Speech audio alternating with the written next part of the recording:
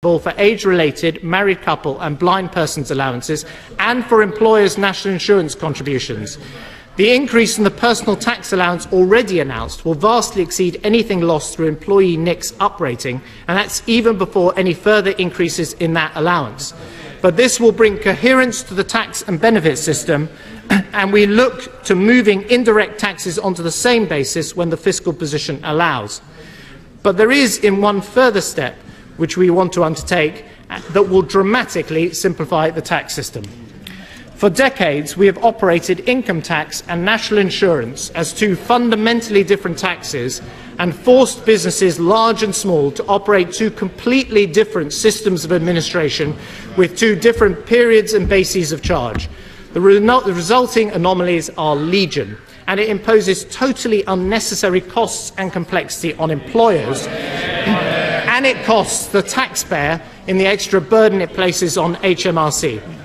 So I'm announcing today that the government will consult on merging the operation of national insurance and income tax. I am not proposing we extend national insurance to pensioners or to other forms of income, or that we abolish the contributory principle. Our purpose is not to increase taxes, it is to simplify them. And this huge task will therefore require a great deal of consultation and take a number of years to complete. But it is time we took this historic step to simplify dramatically our tax system and make it fit for the modern age.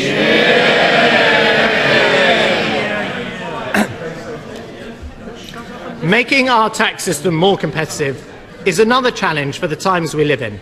Again, let's face facts. Other countries are quite deliberately making their tax systems more competitive and attracting multinational companies away from the United Kingdom. We could stand there and do nothing, but increasing the living standards of every hard-pressed family in the country depends on keeping companies and the jobs and the investment and the tax revenues that come with them here in the United Kingdom. So we will go ahead with the highly competitive tax rate on profits derived from patents in industries like pharmaceuticals. We will fundamentally reform the complex rules for controlled foreign companies and make them more territorial. We will introduce new rules that effectively apply an ultra-competitive 5.75% rate on overseas financing income. This will give us a far more attractive system than France, America or Germany. I want Britain to be the place international businesses go to, not the place that they leave. But today I want to do even more. So I can announce that from April this year, corporation tax will be reduced not just by the 1% I previously announced, but by 2%. And it will continue to fall by 1% in each of the following 3 years, taking our corporate tax rate right down to 23%. 16% lower than America, 11% lower than France, 7% lower than Germany, the lowest corporation tax in the G7. Let it be heard clearly around the world. From Shanghai to Seattle, from Stuttgart to Sao Paulo, Britain is open for business. And to ensure that this is not a net tax cut for banks, I am adjusting the bank levy rate next year to offset its effect.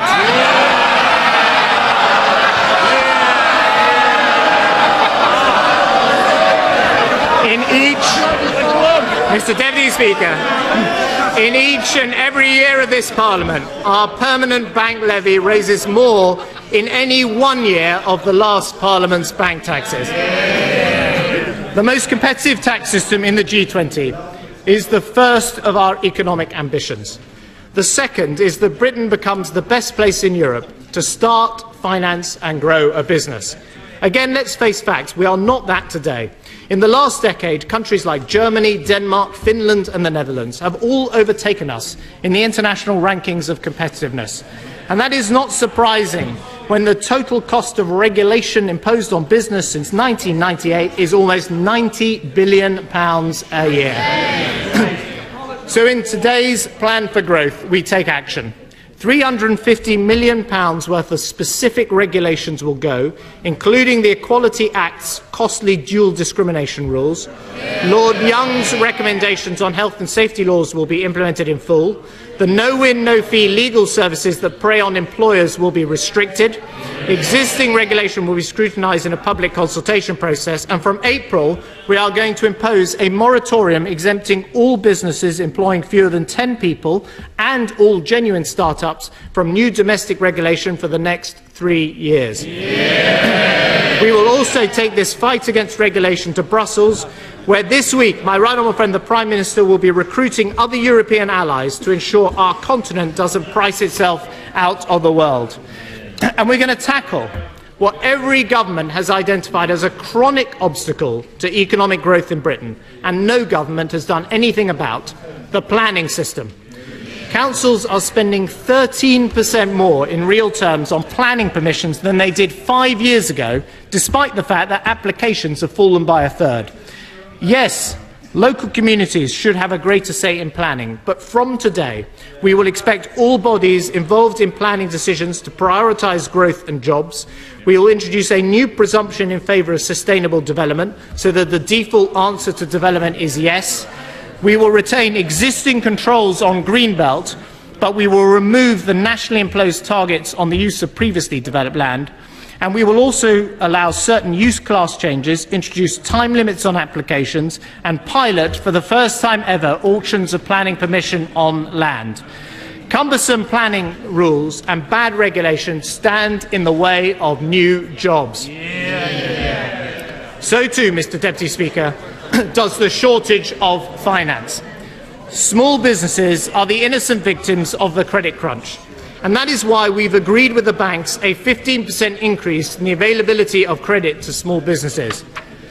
But the lack of start-up capital has long been a problem in the British economy. Too often we have great ideas in Britain, but it's other countries that exploit them. So today I announced sweeping changes to improve the generosity, the simplicity and the reach of the Enterprise Investment Scheme. From April this year, income tax relief will increase from 20% to 30%. Next year, we will double the amount that any individual can invest through EIS, increase the size of company that can qualify for investment, and raise the limit on the amount that can be invested in a company by 400%. And next week, my right honourable friends, the Prime Minister and the Business Secretary, will launch Start Up Britain, a new campaign by entrepreneurs for entrepreneurs, supported by many of Britain's most successful firms that will help people start and grow a business. Today, we can add to that help. From the 6th of April this year, I am doubling the size of Entrepreneurs Relief to £10 million.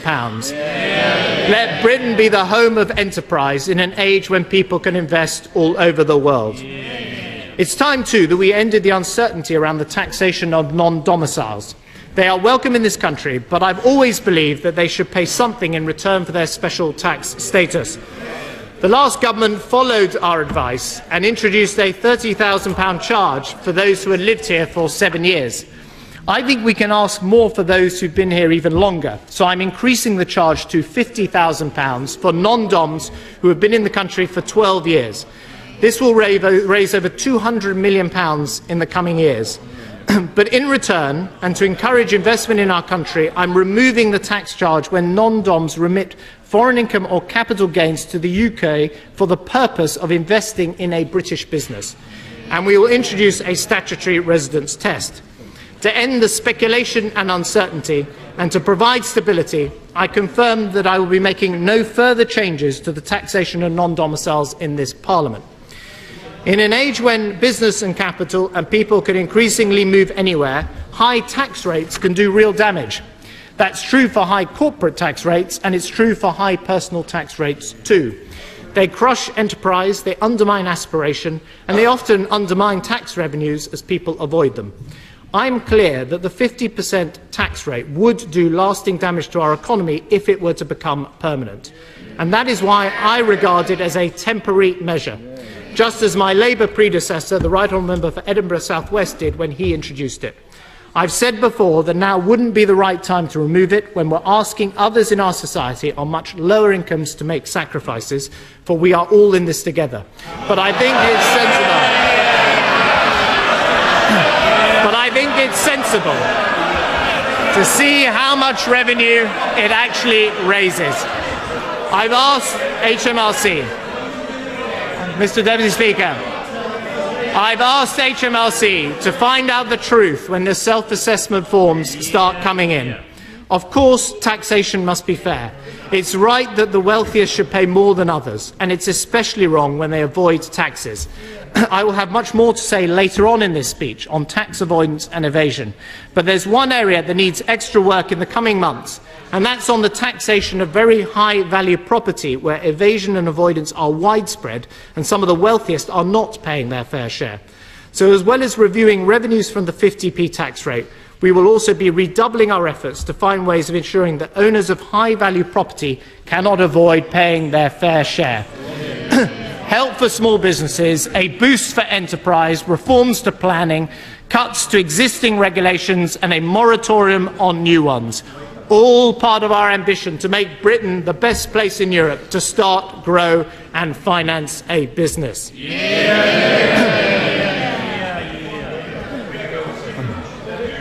Our third ambition is to encourage investment and exports as a route to a more balanced economy for Britain.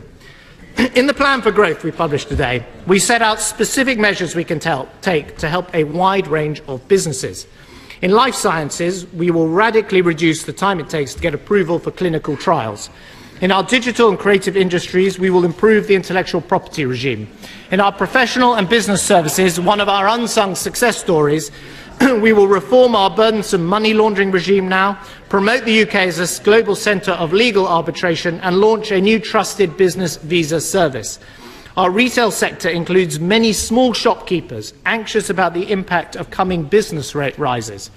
The last government planned that the current rate relief holiday for small businesses should end in October this year. I don't think that would be right. So I can announce that at a cost to the Exchequer of £370 million, I will extend the rate holiday for small businesses for another year to October 2012. We will also take action to help the construction industry. Stamp duty will now be levied on the mean value of the houses being purchased within a portfolio, not the bulk cost, and real estate investment trusts will be simplified to encourage home building. But average mortgage deposits are close to 30%, and this puts home ownership beyond the reach of many, many families. And this is not fair. So that I can announce today that from the proceeds of this year's bank levy, we will fund a £250 million commitment to first-time buyers. A new shared equity scheme, First Buy, will be available for first-time buyers who want to purchase a newly built property but who cannot afford the high deposits. This will help 10,000 families get onto the housing ladder for the first time. The previous government, Mr. Deputy Speaker, intended to end the temporary changes to the Support for Mortgage Interest scheme next January. Instead, we will extend it for another year. And that will reduce mortgage arrears for around 100,000 out-of-work homeowners. Mr. Deputy Speaker, manufacturing is crucial to the rebalancing of our economy. Over the last decade, the share of the economy accounted for by financial services increased by over 2/3, while manufacturing's share fell by almost a half.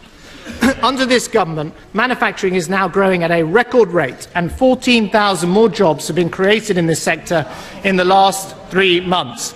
To help this continue, the government announces plans today to make our export promotion more entrepreneurial and create new export credits to help smaller businesses, launch Britain's first technology and innovation centre for high-value manufacturing, and fund a further 9 new university centres for innovative manufacturing.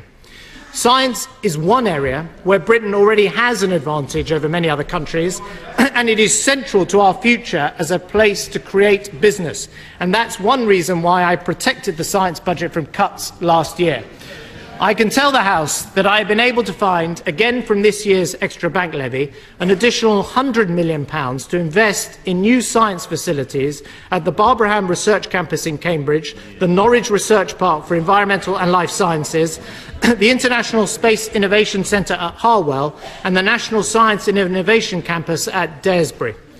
But if Britain is really to become a home of innovation, then we want research and development to take place not just in our great universities, but in our smaller businesses too. One of our greatest high-tech innovators, James Dyson, has urged me to increase the support that they get. I've listened to him and gone even further than he recommends. From April this year, Mr. Deputy Speaker, the Small Companies Research and Development Tax Credit will rise to 200%, and from next year it will rise again to 225%.